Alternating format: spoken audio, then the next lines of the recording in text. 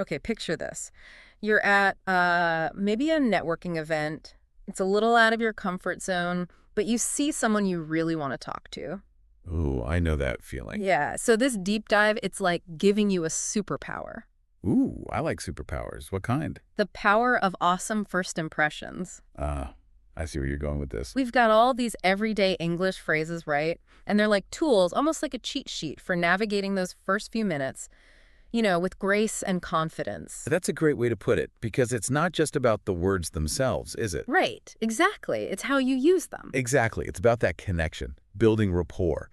Each phrase is like a little key to unlock a smoother, more engaging conversation. Okay, so let's unlock some of these phrases, starting with greetings, because, that's always the first hurdle. Right. Got to get past that initial hello. Your cheat sheet has a ton of greetings, but let's just pick a couple, like, hey, what's up, versus good morning.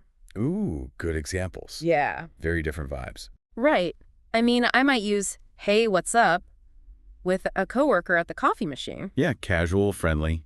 But good morning feels more appropriate for, say, that networking event we were talking about. Definitely. It's all about context. Like wearing the right outfit. Exactly. Good morning signals respect, especially when you're meeting someone new. It acknowledges the time of day, and it sets a slightly more formal tone. Which can make a big difference in a professional setting.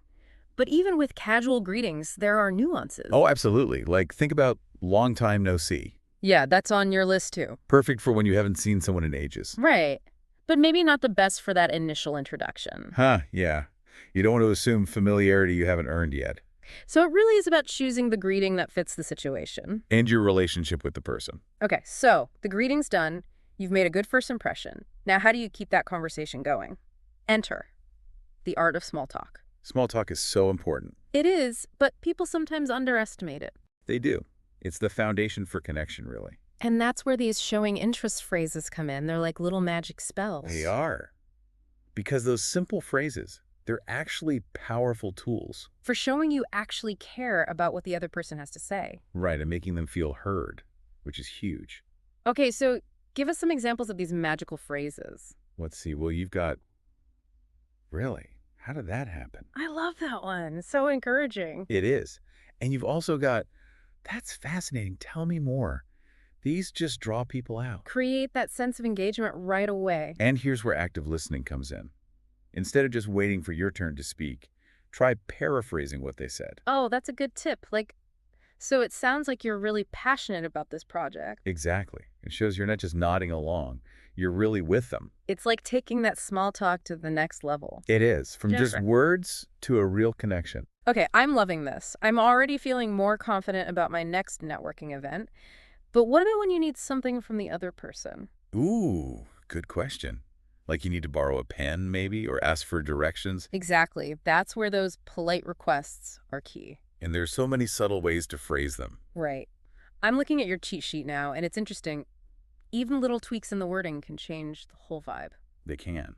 Like, think about, could you please pass the salt? Versus, is it okay if I grab that salt? Yes. Yeah. The first one, it's more direct, right? To the point. Yeah. And the second one is softer, almost hesitant. It is. And again, choosing the right one depends on the situation. So, could you please is perfect for those straightforward requests. Where you just need something simple. But is it okay if I is better if you're asking for something that might be a bit more of an imposition? Or if you're feeling a little unsure, like maybe you need to borrow someone's phone. Ooh, that's a good example. You wouldn't just demand it. Right. You'd probably use that softer approach. Is it okay if I just be extra polite? So we've covered greetings, small talk, and now requests. We're really building up our conversational arsenal here. We are. But there's one more crucial piece we need to talk about. Oh, I think I know where you're going with this. What happens when you need to disagree with someone? That's the one. It can be tricky, especially if you're trying to keep things positive. Absolutely. Because nobody wants to start an argument, right? Right. And your cheat sheet, it actually offers some great tools for handling those disagreements gracefully. Like what? Give me an example. Well, there's this one that I really like. I see your point, but... I like that one too. It acknowledges the other person's perspective. Right. Before you jump in with your own. It's like saying, hey, I hear you, but I have a different take on this. It's so much better than just saying, you're wrong. Definitely. This way, you're opening up a dialogue, not shutting it down. It's all about respect, even when you have different views. Exactly. Now, if you want to be a bit more direct with your disagreement, there's another option on your cheat sheet. I'm not sure I agree with you on that. Okay, that's good too. It's clear, but still respectful. It is. You're stating your position without being aggressive. I'm starting to see how these phrases are like building blocks. They are, for a more confident and nuanced communication style. It's not just about what you say, but how you say it. And that brings us to the idea of emotional intelligence. Being aware of not only your own emotions, but also those of the other person. That's so important, especially when things get a little heated. It is. Clear and respectful communication. Those are the keys to navigating disagreements. Okay, we've covered a lot of ground here. Greetings, small talk, requests, even disagreements. Feeling pretty well equipped now, but every conversation eventually has to come to an end. True, true. You can't just keep talking forever. So how do we wrap things up gracefully? I'm curious to see what your cheat sheet has to say about goodbyes. Well, just like first impressions matter, those last impressions are key too. Makes sense. You want to leave them with a good feeling. Exactly. A sense of closure, like you tied up all the loose ends. So what are some good ways to do that? I'm looking at your cheat sheet here, and I see phrases like, "It was great talking to you." Classic.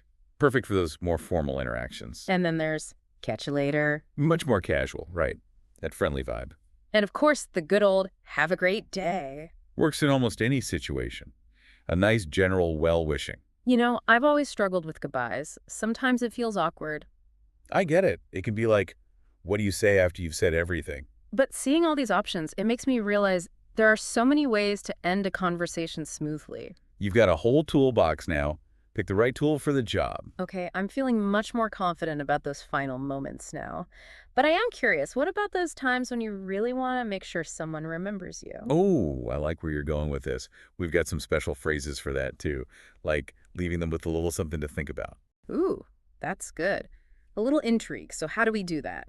Let's dive into those memorable goodbyes. They're like the cherry on top of a great conversation. It's like you're planting a little seed, something for them to ponder later. I love that analogy. And it makes sense, right? Because you want to stay in their minds even after the conversation's over. Exactly. So instead of just a simple bye, you could say something like, it was great chatting, and I'm really curious to hear how that project turns out. Oh, that's a good one. It shows you are actually paying attention to the conversation. And it leaves them with a reason to think about you again later. Or, if you met someone at an event related to their industry, you could say something like, I'm going to check out that website you mentioned. Maybe we'll bump into each other at the next conference. Nice. A little foreshadowing, creating that anticipation. Exactly. It's all about that follow-through. And the cool thing is, you can adapt these phrases to fit any situation. So we've talked about making a good first impression, keeping the conversation flowing, and even ending things on a high note. But there's one more piece of this puzzle that we haven't really talked about yet. Oh, I think I know what you're getting at. The art of saying no. Exactly. Because sometimes you have to decline a request, or maybe you don't agree with someone's opinion. And that can be tough to navigate, especially if you're trying to maintain those good vibes. Absolutely. But it's a crucial skill to have. Saying no gracefully and effectively. And your cheat sheet, it has a whole section devoted to this, like a little survival guide for those tricky situations. It is. Because sometimes a straightforward no just won't cut it. You need something a little more nuanced. Right. Like imagine someone asks you to volunteer for a project, but you're already swamped. You don't want to be rude, but you also don't want to overcommit yourself. Tough spot. So instead of just saying, sorry, I can't, you could try something like, I really appreciate you thinking of me, but unfortunately my plate is pretty full right now. Maybe another time. Oh, I like that. It acknowledges the request, but also sets a clear boundary. It does. And it leaves the door open for future collaboration, which is always nice. So it's like you're saying no to this specific request, but not necessarily to the relationship. Exactly. And there are so many variations on this theme. Like if someone's pushing you to do something you're not comfortable with, you could say, I understand where you're coming from, but I'm not really comfortable with that. Thanks for understanding. Okay, that's a good one for setting those personal boundaries, because Yeah. sometimes you got to stand your ground. You do. And remember, saying no doesn't make you a bad person. It just means you're prioritizing your own needs and well-being. It's about self-respect, just like we talked about with those polite requests. It all ties together. It's about clear communication, respect for yourself and others, and ultimately feeling confident in your ability to navigate those social interactions. This deep dive has been so eye-opening. I'm already feeling more equipped to handle those everyday conversations, and I love how your cheat sheet covers so many different situations. It's like a toolbox for building better relationships. It is, because at the end of the day, language is all about connection. Whether you're making new friends, negotiating a deal, or simply expressing your thoughts and feelings, it's the tool that allows us to connect with each other on a deeper level. So, as we wrap up this part of our deep dive, I want to encourage you, the listener, to really think about the power of these phrases. How can you use them to enhance your own communication style? What kind of connections do you want to create? Because remember, fluency isn't just about speaking perfectly, it's about using language in a way that feels authentic to you and helps you achieve your goals. It's about making those words work for you. It is. So go out there and experiment, play around with these phrases, see what works best for you, and most importantly, have fun with it. Because when you're confident in your communication, anything is possible. I love that idea, making those words work for you.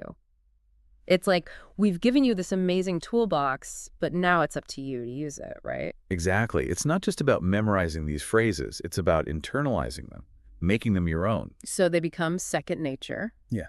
and then you can really focus on the connection. That's the goal. It's like Yeah. thinking back to that networking event we talked about at the beginning. Armed with all these phrases, you could walk into that room feeling like a whole new person. Right. Confident, ready to strike up conversations, make Wow. those valuable connections. It's amazing how much of a difference a few well-chosen words can make. It really is.